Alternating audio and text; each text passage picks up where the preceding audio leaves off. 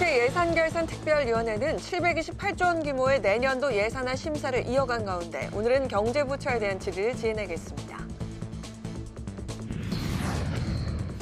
여야는 검찰의 대장동 사건 항소 포기를 두고 공방을 벌였습니다. 민주당은 일부 검사들의 항명을 비판했고 국민의힘은 이 대통령의 개입 의혹을 주장했습니다. 우원식 국회의장이 개헌은 더 이상 미룰 수 없는 시대적 흐름이라고 강조했습니다. 신속한 국회 개헌특위 구성도 촉구했습니다. 파워 인터뷰, 오늘은 배당소득 분리과세 인하 등 증시 부양책과 울산 화력발전소 사고로 드러난 산업 현장 안전 문제에 대해 박홍배 더불어민주당 의원에게 들어봅니다.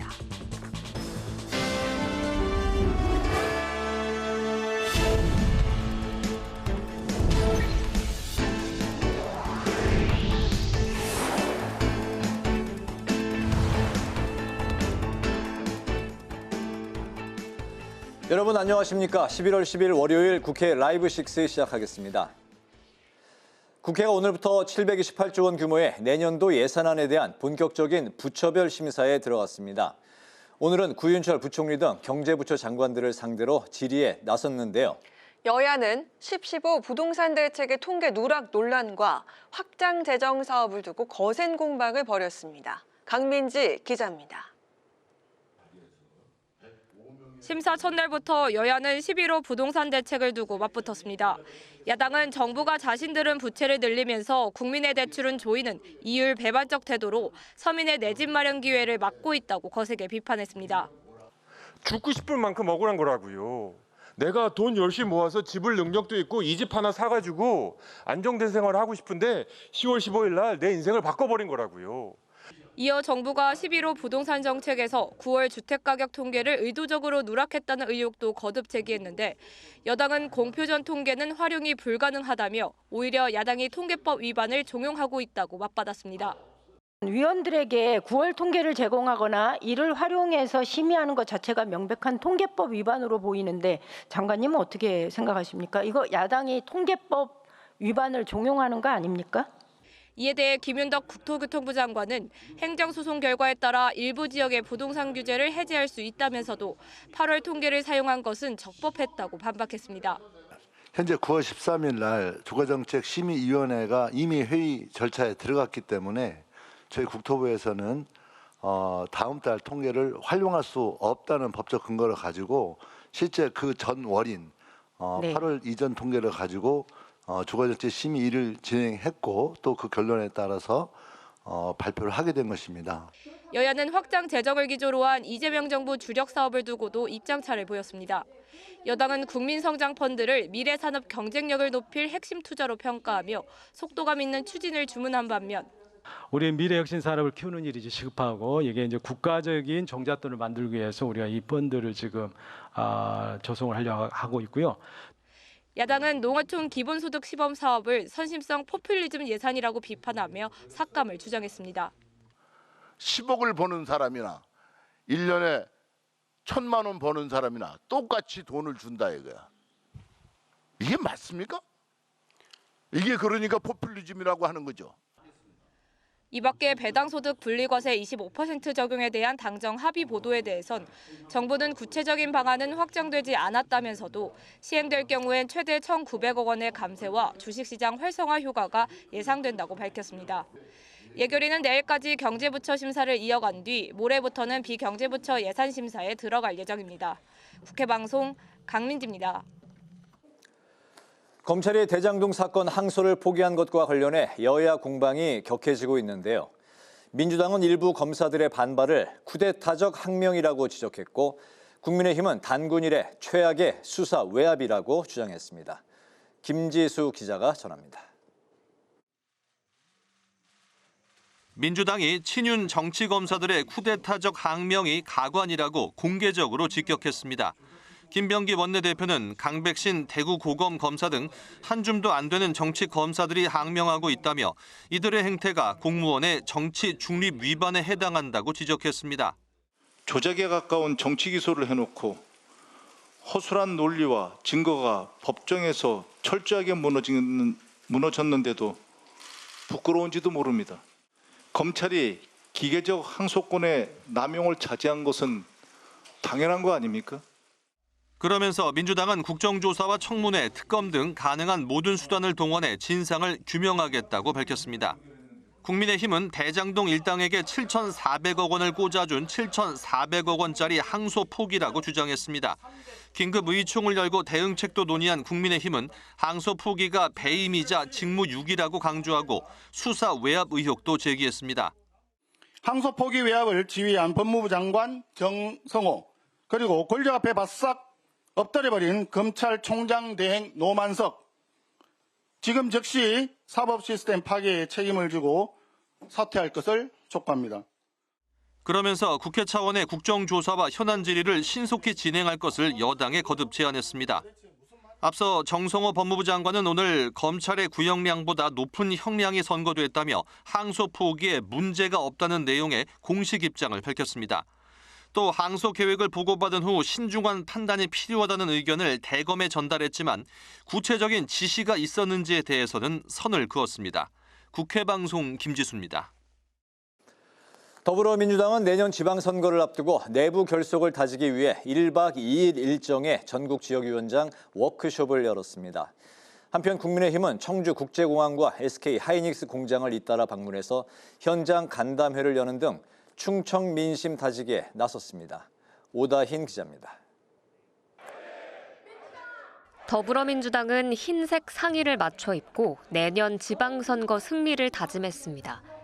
이재명 대통령은 서면 축사를 통해 우리는 하나일 때 가장 강하다며 단합을 강조했고, 정청래 더불어민주당 대표도 하나된 당정대로 승리하자고 화답했습니다. 우리의 목표는 첫째도 이재명 정부의 성공, 셋째도 이재명 정부의 성공입니다. 당은 대통령과 정부가 하고자 하는 일을 법적, 제도적으로 뒷받침하는 그런 역할을 충실히 해야 할 것입니다. 정 대표는 또 당원 주권 시대에 걸맞는 가장 민주적인 경선 제도를 발표하겠다고 강조했습니다. 민주당 소속 현역 국회의원들과 원외 지역위원장이 모두 워크숍에 참석했으며 내일은 지방선거 승리를 위한 최종 결의문을 채택합니다. 국민의힘은 충북 도당에서 현장 최고위원회의를 열고 중원 민심 다지기에 나섰습니다. 장동혁 대표는 청주국제공항을 찾아 민간 전용 활주로 신설을 통해 충북을 대한민국 균형 발전의 핵심 축으로 삼겠다고 밝혔습니다. 집권 여당인 민주당은 말로만 균형 발전을 외칠 것이 아니라 실질적인 예산과 지원으로 그 의지를 증명해야 할 것입니다. 장 대표는 또 SK 하이닉스 청주 캠퍼스를 방문해 반도체 산업 생태계 전반을 지원하는 반도체 특별법을 이번 정기국회에서 반드시 통과시키겠다고 강조했습니다. 이와 함께 반도체 산업의 미래를 가로막는 주 52시간 제한도 풀어내겠다고 약속했습니다. 국회 방송 오다인입니다.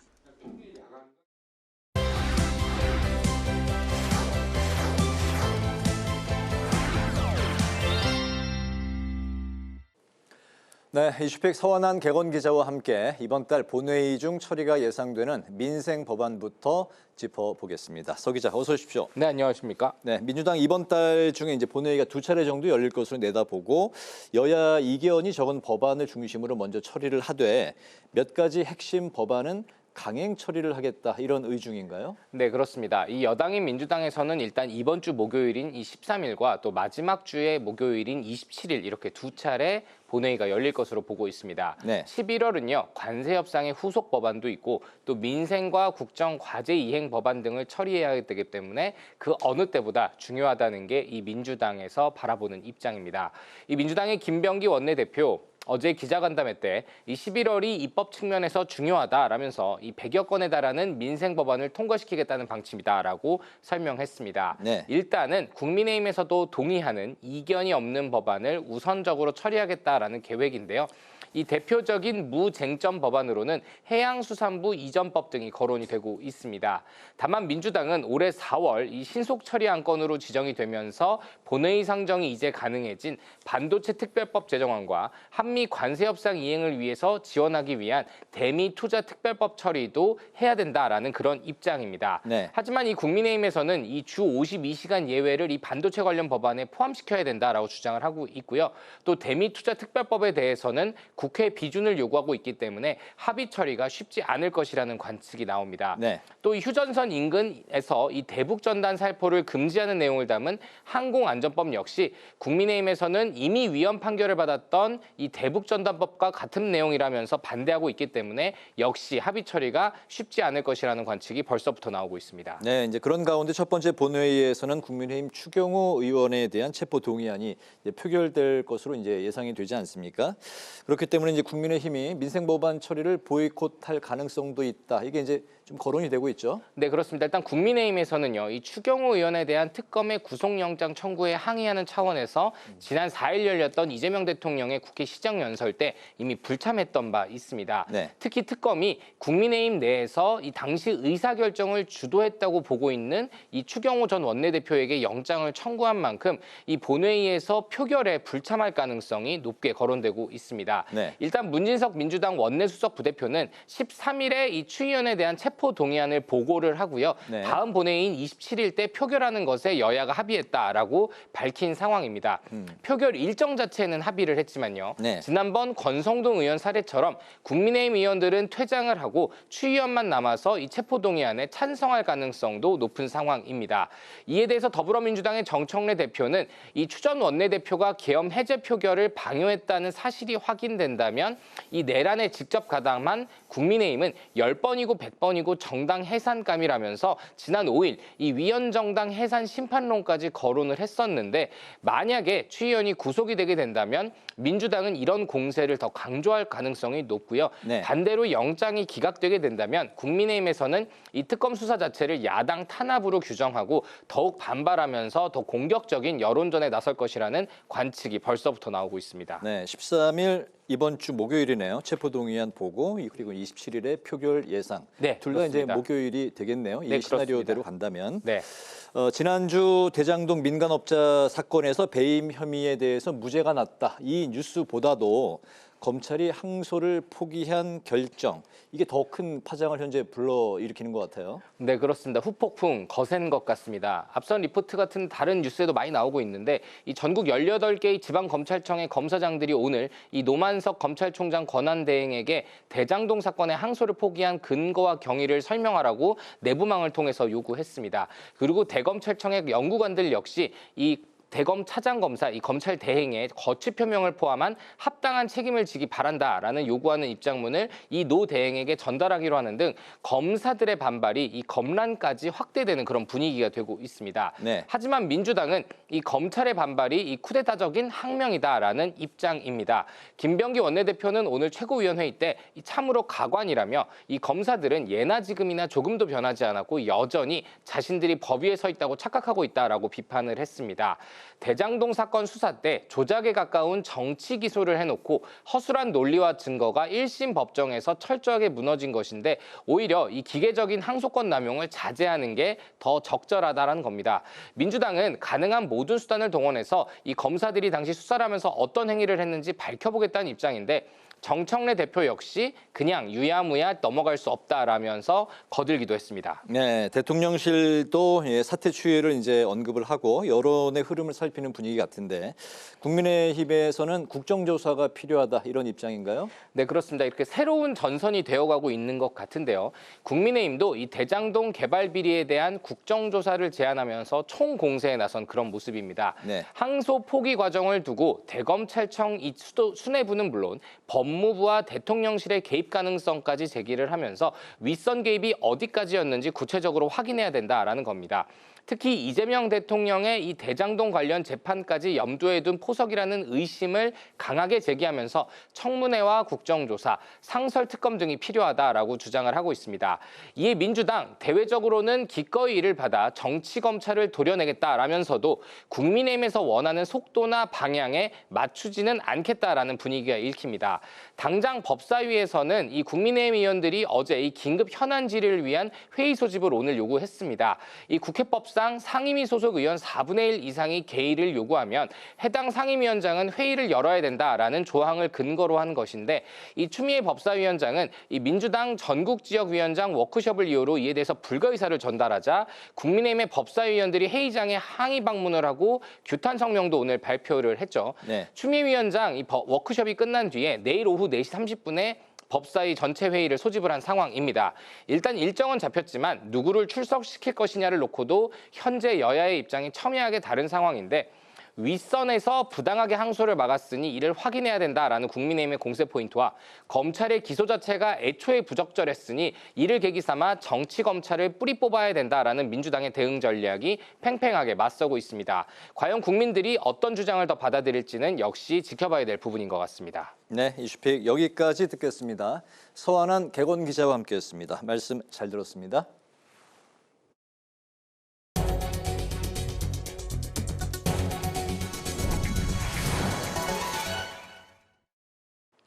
조국 전 조국혁신당 비상대책위원장이 당대표 출마를 공식 선언했습니다. 조 전 위원장은 당의 위기를 수습하고 내년 지방선거에서 양당의 독점 정치를 타파하겠다는 의지를 드러냈습니다. 이소희 기자입니다. 조국 전 비대위원장은 당대표 출마를 선언하며 혁신당의 제1막은 끝났다고 밝혔습니다. 앞으로 과감한 혁신으로 국민의 신뢰를 회복하고 당의 위기를 돌파하겠다고 강조했습니다. 평등과 기회, 사람이라는 가치를 싣고 개혁에 나서겠다고도 덧붙였습니다. 저는 지금까지의 조국을 과거의 조국으로 남기겠습니다. 다른 조국, 새로운 조국으로 국민과 다시 시작하겠습니다. 조 전 위원장은 내년 6.3 지방선거에서 양당의 독점 구조를 깨고 한국 정치의 물줄기를 바꾸겠다는 포부도 밝혔습니다. 조국혁신당이 이 퇴행적 구조를 깨뜨리겠습니다. 양당 독점이 깨져야 정치가 새로워지고 지역이 살고 국민의 삶이 바뀝니다. 조국혁신당은 정치적 매기가 되어 양당의 나눠먹기 정치시장에 혁신과 경쟁의 바람을 불어넣겠습니다. 조 전 위원장은 당대표로 당선되는 즉시 지방선거 기획단을 꾸리고 인재 영입에 나서겠다는 계획입니다. 자신의 지방선거 출마에 대해선 선거 전략과 후보 진영이 모두 짜여진 뒤에 마지막으로 거취를 밝히겠다고 답했습니다. 조국 혁신당의 신임 지도부를 선출하는 전당대회는 오는 23일 청주 오스코에서 열립니다. 국회방송 이소희입니다. 우원식 국회의장은 국회에서 열린 헌법 개정 관련 학술대회에 참석해 개헌은 더 이상 미룰 수 없는 시대적 흐름이라고 밝혔습니다. 그러면서 국회 개헌특위를 신속히 구성해야 한다고 강조했습니다. 김희연 기자입니다. 국회 사무처 법제실과 한국법제연구원이 공동으로 주최한 헌법 개정 관련 학술대회가 국회에서 열렸습니다. 우원식 국회의장은 시대 변화에 맞춰 38년 전의 낡은 헌법을 바꿔야 한다고 강조했습니다. 특히 한꺼번에 바꿀 수 없다면 합의된 부분만이라도 단계적으로 개헌을 추진해 나가야 하고 국회 개헌특위를 구성해 하루빨리 본격적인 논의를 시작해야 한다고 말했습니다. 개헌은 이제 막을 수 없는 흐름이다 이렇게 생각합니다. 그래서 개헌특위 구성도 조만간에 할 수 있는 시기가 분명하게 올 거다 이렇게 생각을 하고 그때를 대비해서 지금부터 법제적, 절차적 준비를 세심히 해두는 것 이것이 꼭 필요하고 현재 국회에선 국회의장 직속의 국민미래개헌 자문위원회에서 개헌안을 정리 중인 가운데 오늘 열린 학술대회에서는 개헌안 준비 과정에서의 법제적, 절차적 쟁점을 짚었습니다. 개헌안은 국회에 발의되고 나면 수정할 수 없기 때문에 완벽한 안이 만들어져야 하고 국회 의결 절차를 거치기 전 법제적 검토를 하는 단계가 필요하다는 데 의견이 모아졌습니다. 헌법 개정안이 공식 발의되면 국회에서 한 글자도 못 고친다는 게 학계의 다수설 내지 통설이고 국회에 의한 실무상 그렇게 하고 있습니다. 국회 의결 절차라기보다는 오히려 그 전에 좀 하는 게 좋지 않을까 이런 생각이 들었어요. 또 개헌을 위해 국민투표법 개정이 필요하다는 주장도 나왔습니다. 헌법재판소는 지난 2014년 국민투표법이 재외국민의 투표권 행사를 제한한다며 헌법 불합치 결정을 내렸고 법 개정을 권고했지만 아직까지 법 개정이 이루어지지 않으면서 효력을 상실했습니다. 전문가들은 재외국민의 참정권 보장 방안과 공직선거법 개정에 따른 국민투표 참여 연령도 낮추는 등 개헌 전 해결해야 할 과제라고 강조했습니다. 국회방송 김희연입니다. 국회 보건복지위원회가 오늘 전체 회의에서 보건복지부와 식품의약품안전처 그리고 질병관리청 소관 내년도 예산안과 기금 운용 계획안을 상정했습니다. 복지위 위원들은 AI 응용 제품 신속 상용화 지원 사업이 예비 타당성 조사 면제 후 사업계획 적정성 검토 결과가 나오지 않았지만 신규 사업으로 편성된 것을 지적했습니다. 또 국민연금에 대한 국고 지원과 지역아동센터와 다함께 돌봄센터 등 통합 돌봄 관련 예산을 확대해달라고 주문했습니다. 2025년 세법 개정안의 국회 심사를 앞두고 심사 방향과 주요 쟁점을 논의하는 토론회가 국회에서 열렸습니다. 우원식 국회의장은 현재 우리나라가 AI와 같은 산업 환경의 변화와 인구 구조 변화, 그리고 민생 경제 어려움 등 많은 위기에 직면해 있다며 내년 예산과 세법을 검토하는 일이 어느 때보다 중요하다고 강조했습니다. 우 의장은 특히 조세 정책이 국가 재정 활동 등의 의미를 넘어 경제 성장과 산업 구조 전환을 촉진하고 사회적 약자도 보호하는 장치이기 때문에 각 쟁점을 면밀히 검토하고 여러 의견을 경청해 합리적인 대안을 마련해달라고 당부했습니다. 국회 방송이 내일 신규 교양 프로그램 국회 K컬처의 날개를 달다를 첫 방송합니다. 프로그램은 전 세계를 매료시킨 K컬처의 성장 동력과 미래 비전을 심층 조명하고 문화산업 발전을 위해 노력하는 국회의원들의 정책 활동을 소개합니다. 영화배우 류승수와 아이돌 그룹 골든차일드의 이장준이 진행을 맡아 시청자들을 K컬처 세계로 안내할 예정입니다.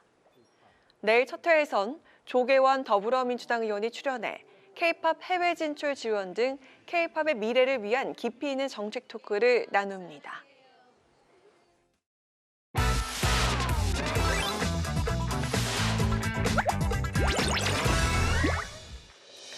11월 3일 강아랑이 전해주는 정치권의 뜨거운 말말말 강아랑의 정치랑입니다. 오늘 첫 번째 주제는 물밑 경쟁 시작입니다. 내년 6.3 지방선거를 앞두고 여야가 본격적인 후보구도 정리에 착수한 분위기입니다. 거물급 원외 인사들의 등판 가능성에도 관심이 쏠리고 있는데요. 아직 제가 정치를 그만두지는 않았습니다. 언젠가 찾아올 수 있는 거기 때문에 또 이제까지 정치를 열심히 했던 저도 결실을 보고 싶어 하기 때문에. 그러니까 한동훈 전 대표는 일단은 비대위원장만 해보고 당대표만 해봤지 국회의원을 해보지 않았기 때문에 저는 개인적으로는 이번 보궐선거에 출마해서 원내에 들어오면 좋겠다는 생각을 갖고 있습니다. 먼저 야당에선 과거 경기지사 도전장을 냈던 유승민 전 의원이 출마할 것으로 보이는 가운데 한동훈 전 대표 출마도 점쳐지고 있습니다. 당 안팎에선 내년 지방선거를 기회로 보수 대통합을 이뤄야 한다는 주장도 나오고 있습니다. 이준석 개혁신당 대표는 자강론을 띄우는 동시에 오세훈 시장을 향해서 호의적인 메시지를 보내기도 했죠. 사실 저희는 완주할 것이고 저희는 저희만의 방식으로 선거 치를 것이고 저는 오세훈 시장 개인과는 엄청나게 소통도 많이 하고 제가 표현하기로는 사실 한 팀인 것처럼 느낄 때가 많다. 이재명 정부가 출범한 이후 첫 전국 단위 선거인 만큼 중간평가 성격을 띨 거란 관측 속에 민주당은 서울시장 탈환을 목표로 세운 분위기입니다. 출마의 이름을 올리는 여러 의원들 가운데 김민석 총리 차출론도 나오는 상황인데요. 맡은 기간 동안 맡은 바에 충실하는 것이 최선이다 이렇게 생각하고 있습니다. 네. 제가 뭐 자출될 상황이 생길 거라고 제가 보지도 않습니다. 중도층과 그런 강남권의 표심을 좀 더 소구력이 있는 그런 후보가 아니냐, 좀 출마를 해달라 이런 이제 요청을 받고 있는데요. 조만간 결심을 할 생각입니다. 오늘 당대표 출마 선언을 한 조국 전 비대위원장은 지방선거에서 국민의힘을 퇴출시키겠다고 목소리를 높였습니다. 일각에서 우려하고 있는 표심 분산에 대해선 민주당과의 협력 가능성도 열려 있다며 선거에 출마할 것을 강하게 밝혔습니다. 내란 옹호, 극우 본당 국민의힘을 정치적 파산 정당으로 퇴출하겠습니다. 국민의힘 것을 가져오겠다는 것이고요. 오세훈 시장이 다시 국민의힘 서울시장 후보가 되어서 당선되는 걸 제가 보고 싶겠습니까? 중앙정치권의 흐름이 지방선거 국면으로 옮겨가는 분위기 속에서 지방선거 승리로 국정 운영을 도울 것이라는 여권과 반등의 기회로 내세우는 야권의 구도 대립이 이어질 것으로 보입니다. 이어서 오늘 두 번째 주제는 원자력 잠수함 막판 변수입니다. 한미가 원자력 추진 잠수함 관련 내용을 포함한 공동 설명 자료를 이번 주 안에 발표할 것으로 알려졌죠. 당초 지난주에 최종 발표가 이뤄질 것으로 예상됐지만 지연이 되고 있는 상황인데요. 원자력 추진 잠수함의 건조 위치를 두고 양국이 이견을 좁히지 못한 것으로 보이고 있습니다. 핵 추진 잠수함 검조 문제가 대두되면서 미국 내 정부 각 부처에 조율된 시간이 좀 필요한 것 같습니다. 필리 조선소는 그런 시설이 설비가 미비하고 우리 국내의 기술 또 설비 이런 것들이 이미 다 갖춰져 있기 때문에 국내에서 하는 것이 여러 가지 합리적 조건에 부합하다. 트럼프 대통령은 한국의 원자력 추진 잠수함 도입에 동의했지만 미국 행정부는 이후 협상 과정에서 미국 펜실베니아주에 있는 필리 조선소에서 선체를 건조하는 방안을 제시한 것으로 알려졌습니다. 이를 두고 여권 일각에선 타협책이 될 수 있다는 의견이 나오기도 했습니다. 현실적 대안을 모색하는 일종의 타협책일 수 있거든요. 아주 이제 괜찮은 방안이다. 80% 90% 정도의 선체들은 한국에서 다 만들고 거기 미국 필리 조선소에서는 마지막 조립, 검수 이런 정도 하면 뭐 기술 유출 문제라든지 이런 게 있지만 미국에서 건조한다 하더라도 뭐 우리 뭐 핵심 기술이 유출되고 뭐 이런 문제는 별로 없어 보이고요. 하지만 미국의 필리 조선소엔 현재 잠수함을 건조할 수 있는 시설이 마련돼 있지 않다는 지적도 이어지고 있습니다. 때문에 조선업 최고 기술을 갖고 있는 우리나라에서 건조가 이루어져야 한다는 목소리도 이어졌습니다. 당연히 한국에서 건설을 하고 건조하고 핵 그러한 문제는 미국 기술이 해줘야 되는 것 아니에요? 한국 조선업이 세계 탑을 가는 곳이기 때문에 잘 조정되리라고 봅니다. 우리나라는 원자력을 평화적 목적으로만 사용할 수 있다는 미국과의 약속 때문에 원자력 잠수함의 연료인 농축 우라늄을 확보하려면 추가 조치도 필요한 상황이죠. 때문에 공동 성명 발표엔 원자력 추진 잠수함에 대해서 큰 틀에서 협력한다는 취지 문구만 담길 가능성도 거론되고 있습니다. 어떤 내용이 담길지 공동 성명 발표의 귀추가 주목되고 있습니다. 지금까지 강하락의 정치랑이었습니다.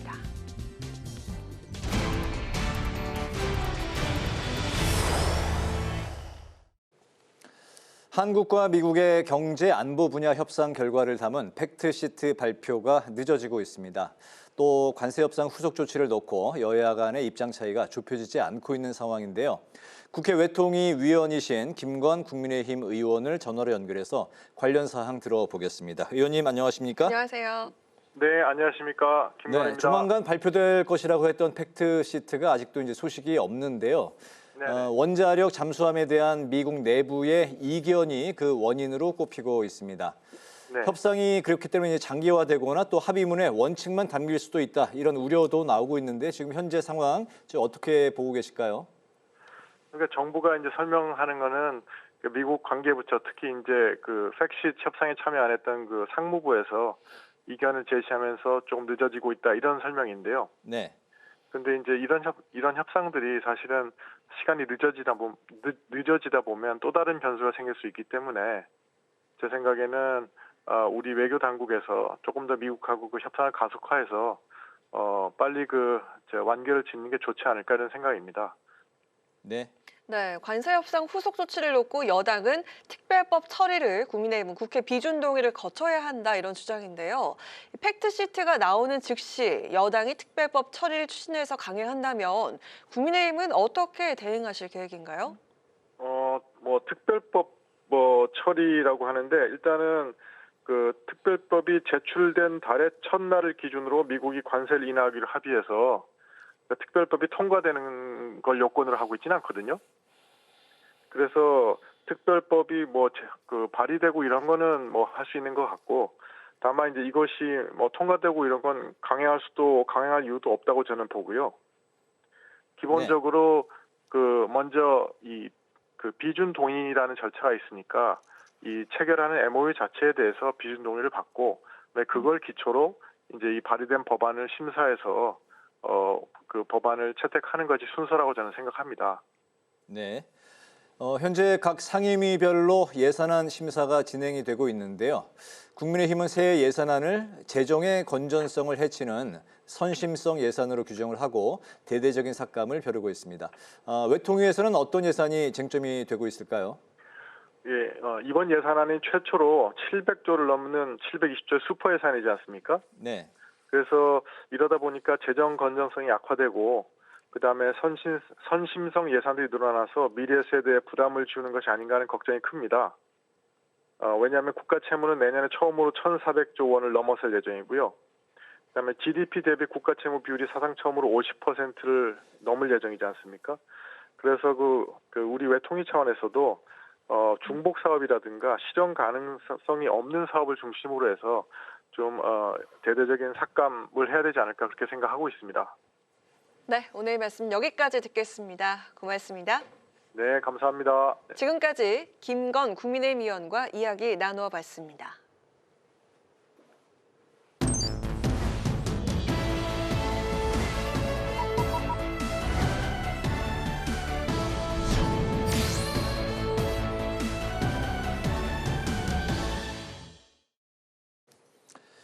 정치 현안에 대한 입장과 해법을 국회의원에게 직접 들어보는 파워 인터뷰. 지금 국회에서는 각 상임위별로 예산안 심사가 진행이 되고 있습니다. 한편 정부 여당은 증시 활성화를 위해서 배당소득 분리과세 최고 세율 추가 완화를 추진하기로 했는데요. 더불어민주당의 박홍배 의원을 모시고 관련 말씀 듣겠습니다. 의원님 반갑습니다. 안녕하세요. 안녕하세요. 네, 여야 예산 전쟁이 또 시작이 됐습니다. 네. 이재명 정부 첫 예산안 728조 원 이제 규모인데요.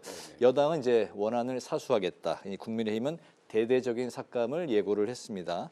포퓰리즘 빚잔치다. 이게 이제 국민의힘의 입장인데 의원님이 속해 있는 기후노동위에서는 어떤 예산이 쟁점이고 또 국민의힘의 이런 주장에 의원님은 좀 어떤 입장이실까요? 두 가지 같이 들어볼까요? 사실 지금 대한민국이 가장 필요한 게 새로운 성장 동력을 찾는 것, 그리고 이 어려운 내란과 경제 위기 등을 거치면서 더 어려움에 처해 있는 민생을 돌보는 일, 이 두 가지 아니겠습니까? 그래서 네. 이번 728조 원의 예산은 AI, 대한민국 역사상 처음으로 AI 예산이 편성되는 첫 예산이다. 그리고 민생을 더 두텁게 하기 위한 그런 예산이다. 이렇게 말씀드릴 수 있습니다. 저희 기후에너지환경노동위원회에서는 여러 다른 중요한 예산들이 있지만 아무래도 이재명 정부가 가장 신경 쓰고 있는 산업 안전과 관련된 예산들이 많이 준비가 되어 있습니다. 특히 네. 지금까지 좀 부재했던 산업안전 R&D 예산이 새로 편성이 되었고요. 노동자들이 일하다가 죽지 않는 그런 대한민국을 만들기 위해서 이 예산안들을 현장의 의견들을 잘 청취해서 꼭 통과를 시키겠다 이렇게 생각하고 있습니다. 네, 바로 그 산업 안전 문제도 뒷부분에서 저희가 네. 다루도록 네, 하겠습니다. 네, 네. 네, 정기국회가 한 달이 남지 않은 상황인데 이 정기국회가 남은 기간 동안에도 앞으로 대결 구도가 계속될 것으로 좀 예측이 되고 있습니다. 네. 예산안 이외에도 추경호 의원 체포동의안도 전국의 쟁점이 될 것 같은데 네. 민주당은 이 사안을 좀 어떻게 풀어갈 계획이실까요?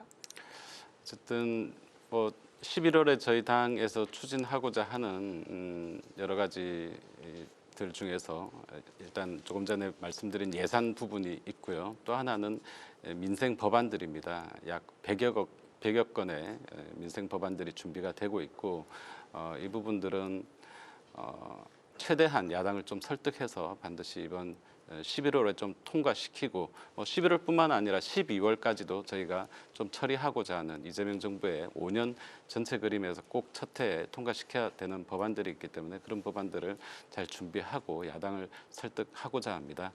아마 하순경 정도의 추경호 전 원내대표에 대한 체포동의안 안건이 상정이 될 가능성이 있는데 네, 현재 27일 표결로 예상이 좀 되고 있죠. 네, 예상이 되고 있습니다. 사실 많은 국민들께서 왜 그날 추 전 원내대표께서 그런 모습을 보이셨는지, 왜 국회가 아닌 다른 곳에서 의원총회를 개최하셨는지 등에 대해서 많은 의문들을 가지고 있고 네. 그 부분들을 특검에서 충분히 수사를 했을 거라고 생각을 합니다. 국민의힘에서 당연히 자당 전 원내대표를 보호하고자 하는 마음은 있겠지만 모두가 동조하신 게 아니라고 하면 국민들의 심경도 좀 헤아려 주셔야 된다, 저는 그렇게 생각을 합니다. 네네. 의원님은 또 당내 코스피 5천 특위에서 이제 활동을 하고 계십니다. 이제 코스피가 이제 훈풍 굉장히 급등을 하다가 4천을 넘었고 약간 좀 하락을 했다가 다시 오늘 4천을 이제 반등에 성공을 했습니다. 우리 경제에 전반적인 긍정적인 효과를 가져올 것이다. 이런 이제 기대감도 불러오고 있는데 코스피 5천 특위에서는 현재 이 국내 증시 상황 어떻게 바라보고 계십니까? 네, 저희 특위에서는 사실 그때그때 시장 상황에 대해서는 크게 조금 신경을 덜 쓰자 이런 분위기들이 있습니다. 왜냐하면 그건 어쨌든 시장의 원리에 따라서 움직이는 거고 시장의 전문가들이 예측하고 분석하고 하는 것이고 저희는 저희가 해야 될 과제들을 하나씩 해 나가야 된다. 그래서 저희가 1, 2차 상법도 개정을 했고요. 또 어제 당정 협의 결과가 발표가 됐습니다만 약간의 논란과 토론이 좀 있었었던 배당소득 분리과세 부분도 어느 정도는 좀 정리가 되는 모양새입니다. 오늘은 이제 이런 부분들이 좀 시장에 반영이 되어서 3% 정도 지수가 상승을 한 것 같고요. 국내 그리고 국외에서 서서히 투자자들의 생각이 처음에는 약간 설마라고 생각을 하다가, 왜냐하면 워낙 오랫동안 한국이 코리아 디스카운트를 겪었기 때문에 이제는 좀 되겠는데라는 약간의 긍정적 그리고 조금씩 신뢰가 회복이 되고 있는 상황이다. 이것이 이제 충분히 더 정책적으로 뒷받침이 되고 확신을 주는 순간 5천을 넘어가게 될 것이다, 이렇게 보고 있습니다. 네, 그리고 의원님께서는 한국노총 출신으로 이번 국감에서 산업 현장 안전과 베이커리 직원 과로사 등을 지적을 하셨는데요.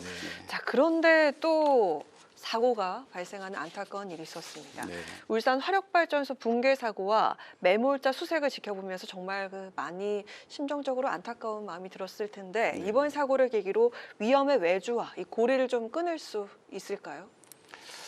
네, 이번 사고 아직도 현장에서는 우리 실종자들을 수색하기 위한, 물론 지금 사람이 직접 들어가는 것은 자제를 하고 있습니다. 왜냐하면 6일 날 사고가 발생이 됐고 7일 저녁에 여러 전문가들의 토론을 거쳐가지고 옆에 지금 남아있는 4호기와 6호기를 발파하지 않고서는 5호기에 남아 계신 분들을 추가로 수색하기가 물리적으로 어렵다라는 결정을 내렸고 지금 요 구조자들의 가족들의 동의를 얻어서 발파를 하기 위한 준비를 진행을 하고 있습니다. 아마도 스케줄대로 준비가 된다면 내일 12시경에 발파가 될 예정이고요. 발파를 하고 나면 무너진 5호기에 있는 실종자들을 수색하는 데 일단 중점을 두어야 될 것 같습니다. 그럼에도 불구하고 알려진 것처럼 이번에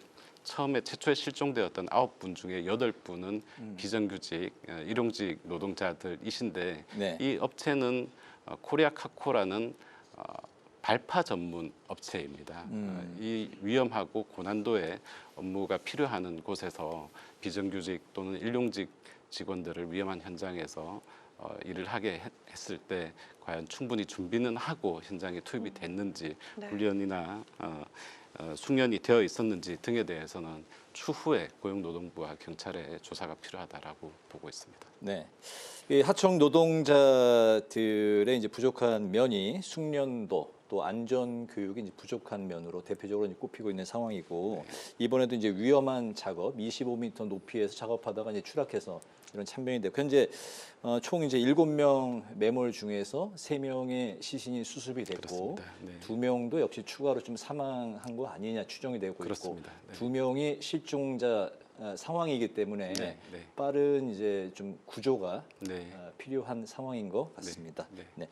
최근 그 노동계에서 주목하고 있는 그 현안이 정년 연장이지 않습니까? 정말 그렇습니다. 많은 분들이 주목하고 있고 의견들도 조금씩 이제 갈리고 있는데 만 60세 정년을 2033년까지 65세로 연장하는 안을 의원님도 이제 발의를 하셨는데요. 그렇습니다. 관건이 청년층과 중장년층 노동계와 또 경영계의 이해가 이제 서로 충돌하는 그런 지점인 것 같습니다. 어떻게 좀 최대한 갈등이 완전히 좀 없진 않겠지만 갈등을 최소화하면서 이제 이번 법안을 좀 성사시키는 그런 해법이 있을까요? 네, 이 정년 연장과 관련해서는 경제사회 노동위원회에서 사회적 대화도 지난해까지 진행이 되었었습니다. 물론 뭐 윤석열 정권의 내란에 의해서 사회적 대화는 중단이 된 이후에 올해 4월부터는 저희 더불어민주당에서 TF를 통해서 사회적 대화를 진행을 해오고 있습니다. 이 사회적 대화 틀에는 경영계와 민주노총, 한국노총 그리고 저희 당 각 상임위 의원님들이 함께 하고 계시고요. 상당 부분 논의가 진행이 된 것으로 알고 있습니다. 단순히 노동 이슈다 또는 개인이 몇 세까지 회사를 다닐 수 있느냐의 문제라기보다는 사실 조금 더 큰 틀에서 볼 필요가 있는데요. 네. 이미 대한민국 사회가 초고령 사회로 진입이 되었고 현장에서의 생산 가능 인구는 굉장히 금세 줄어들게 되어 있습니다. 또 정말로 안타까운 일이지만 OECD 그 노인 빈곤율 1위를 저희가 너무나 오랫동안 2위하고의 격차도 굉장히 큽니다. 노인 빈곤율 1위에서 벗어나지 못하고 있습니다. 우리 사회 전체의 문제로 좀 바라봐야 되는데 조금 다행스러운 면은 최근 SBS에서 여론조사를 했는데 20, 30대 청년에서도 정년 연장에 대한 찬성률이 80% 가까이 나오고 있다라는 뉴스가 전해졌고요. 물론 그럼에도 불구하고 경영계의 부담 그리고 구직을 앞둔 청년들의 구직 부담 이런 부분들이 있습니다. 그래서 단계적으로 그리고 충분한 사회적 대화를 해왔지만 이 부분에 대한 11월과 12월의 마무리를 통해서 연내 입법이라는 목표를 달성할 수 있도록 최선을 다할 예정입니다. 네. 그러면 그 만약에 법이 이제 시행이 된다면 언제부터 이게 적용이 됩니까? 일단 제가 발의한 법안의 내용은 현재가 국민연금 수급 개시 연령이 63세이고 법정 정년은 60세입니다. 3년의 갭이 있는 셈인데요. 이게 2028년에는 4년, 2033년에는 5년의 갭이 발생하게 됩니다. 소득 공백 상태가 점점 더 길어지는 건데요. 제가 낸 법안대로 합의가 될 가능성은 잘 모르겠습니다. 그렇게 있을지는 모르겠지만 한 해 한 해 이렇게 단계적으로 좀 연장을 하는 것이 기업의 부담 또 각 회사들의 내부 구성원들의 어떤 이해 충돌 여러 가지 측면에서 바람직하지 않나 그런 틀 위에서 논의가 되어 왔다 이렇게 저는 이해하고 있습니다. 네, 성평등 가족부도 정부 조직 개편 후에 첫 국정감사를 치렀습니다. 그 남성 역차별 논란 이거부터 일본군 위안부 문제 합의까지 정말 그 다양한 사안들이 또 이슈에 올랐는데요. 여성가족부에서 성평등 가족부로 확대 개편이 단순히 이 명칭 변경에 그치지 않기 위해서 성평등 가족이 활동에선 과연 어떤 부분에 집중을 하실까요? 네, 어쨌든 안타깝게도 이전 정부에서 당시에 여성가족부를 좀 폐지해야 된다라는 주장과 그런 추진들이 있었습니다. 장관이 굉장히 오랫동안 공석이었었고 그래서 제가 성평등 가족위원회에 보임된 지 지금 한 2개월 정도가 되었고 이번에 국정감사를 처음 같이 하게 됐는데요. 많은 정책들이 안타깝게도 제대로 추진이 되지 않은 상황들을 좀 확인을 했습니다. 그래서 해외에서는 일반적으로 성평등 가족부 이렇게 명칭이 거의 글로벌 스탠다드하게 정해져 있는 것 같습니다. 저희도 제 이름을 이번에 다시 찾게 되었다. 그리고 이 고용노동부에 있던 중요한 업무이죠. 성별 임금 격차를 줄이기 위한 이 업무도 고용노동부에서 이관이 되고 또 그 업무를 함께 협업하기 위한 MOU도 체결이 됐습니다. 그래서 실질적으로 어떤 기회의 부족 또 불평등 이런 부분들을 해소하기 위한 그런 실효적인 정책들이 추진되어야 되고 국회에서도 지원을 하려고 생각하고 있습니다. 그렇군요. 올 3월에 윤 대통령 탄핵을 촉구하면서 이제 삭발하셨던 장면을 많은 분들이 이제 기억을 하고 계실 것 같습니다.